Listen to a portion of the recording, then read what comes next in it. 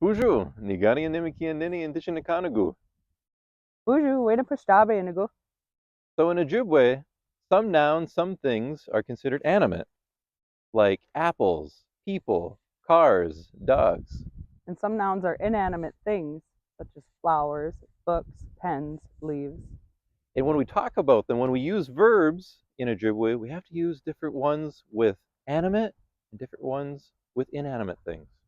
So as you'll see in the upcoming clip, the way we talk about things and animate beings and inanimate things is different.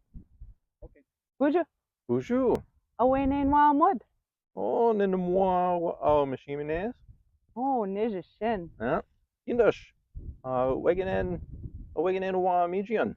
Oh, Niwii-miijin waabigwan. Ooh, onizhishin. Doodooshaaboo-jiibik, Waa. izhinikaazo. Izhinikaaade. Oh.